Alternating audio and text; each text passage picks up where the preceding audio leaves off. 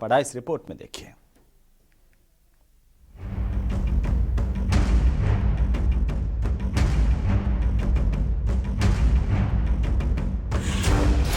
जब आसमान में दिखा राख का गुबार,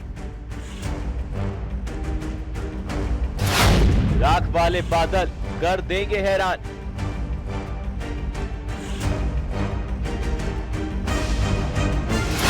इथियोपिया में 12 साल बाद फटा ज्वालामुखी। राख के बादल ने तय की 4300 किलोमीटर की दूरी। हेली गुब्बी का भारत पर असर।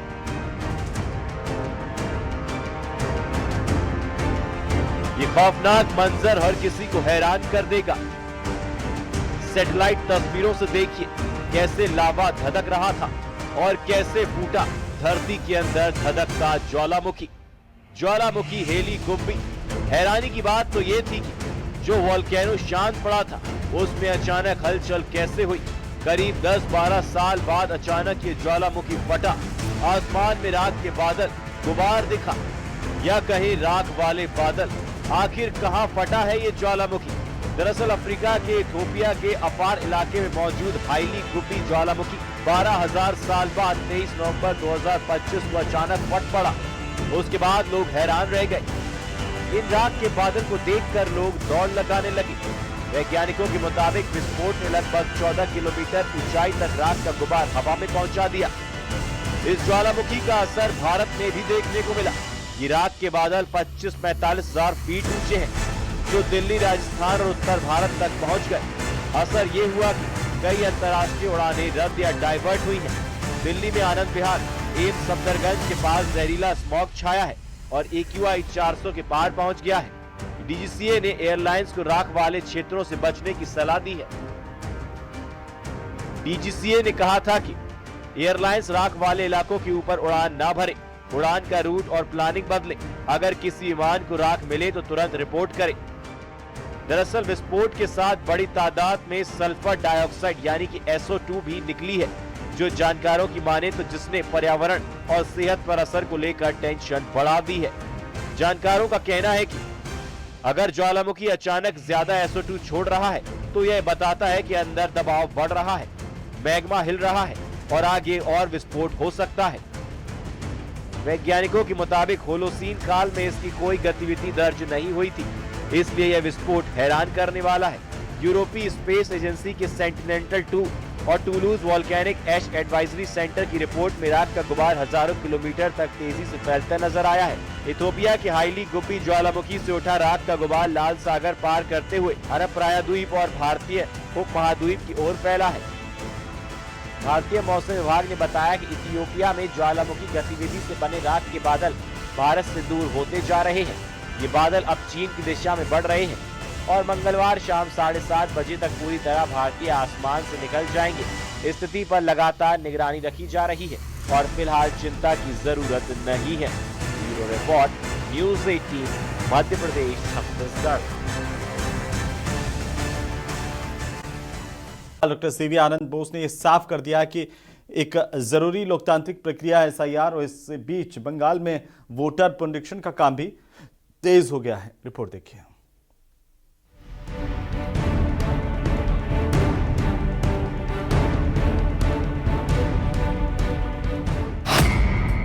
पश्चिम बंगाल में SIR पर सियासी तकरार।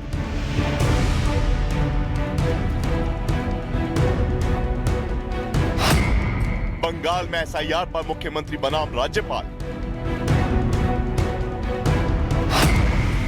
बंगाल में जमा नहीं हुए 10 लाख SIR फॉर्म। पश्चिम बंगाल में SIR को लेकर राजनीतिक जंग तेज हो गई है।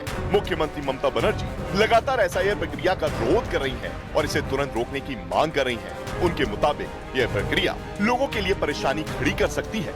दूसरी तरफ पश्चिम बंगाल के गवर्नर डॉक्टर सीवी आनंद बोस ने ममता सरकार के आरोपों को सिरे से खारिज करते हुए कहा कि SIR एक पूरी तरह से लोकतांत्रिक और जरूरी प्रक्रिया है। बंगाल के राज्यपाल ने दावा किया कि राज्य में कुछ लोग SIR को लेकर जनता को गुमराह कर रहे हैं और समाज में तनाव फैलाने की कोशिश कर रहे हैं। ऐसे लोगों के खिलाफ सख्त कार्रवाई होगी। SIR is an essential process of our commitment to hold free and fair elections. Its aftermath is used for misleading people and even trying to create dissensions in society, and also exhorting people for mutiny and riots. India is strong enough to unearth any fake identity card or any fake attempt to enter into our territory and live here without valid permit from this nation. उधर पश्चिम बंगाल के राज्यपाल SIR को लेकर गुमराह करने वालों के खिलाफ तल्ख हैं, तो इधर टीएमसी एसआईआर को लेकर चुनाव आयोग के खिलाफ मोर्चा खोले हैं। टीएमसी के राष्ट्रीय महासचिव और ममता बनर्जी के भतीजे अभिषेक बनर्जी ने चुनाव आयोग पर गंभीर सवाल उठाए।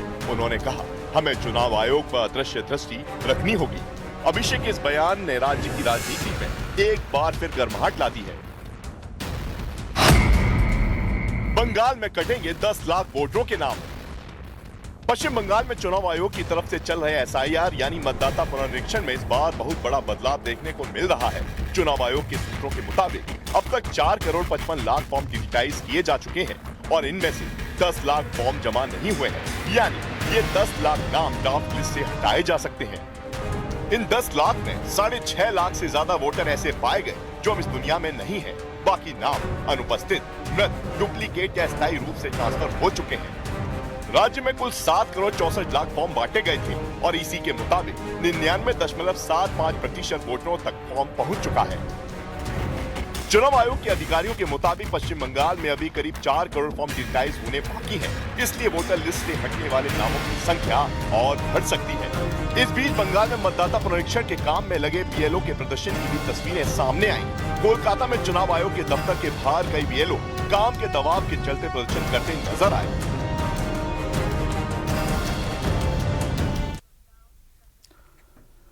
तो सदियों बाद हर सनातनी का सपना पूरा हुआ। अयोध्या में प्रभु यहाँ पर आपको जल कार्ड से मिलेगा। ये जल कार्ड एटीएम या मेट्रो कार्ड की तरह ही विशेष कार्ड है। कार्ड में जितनी राशि होगी उतना पानी मिलेगा। ये सर्वजल केंद्र गांव में ही सरकारी अस्पताल के सामने बनाया गया है। गांव के हर व्यक्ति को एक जल कार्ड जारी किया गया है, जिसकी कीमत 50 रुपये तय की गई। जैसे ही आप इस कार्ड को मशीन पर स्कैन करेंगे, ये पानी देना शुरू करता है और दोबारा कार्ड लगाने पर मशीन बंद हो जाती है। जो परिवार सर्वजल कार्ड का उपयोग करते हैं उन्हें 30 पैसे प्रति लीटर के हिसाब से शुद्ध पानी मिलता है।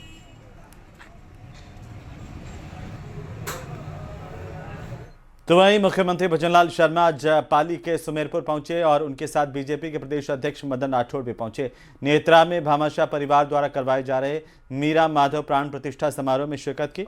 इस दौरान मदन राठौड़ ने मीरा माधव मंदिर प्रतिष्ठा समारोह को संबोधित किया और मुख्यमंत्री ने अनुदान राशि का चेक भी वितरित किया। गीता का पाठ हो रहा है तो मैं कहीं ये नहीं देखता कि कहाँ है। जहां भी अगर भागवत गीता का पाठ होता है, मैं उनको प्रणाम करके ही निकलता हूं, उनको प्रणाम करके ही जाता हूं।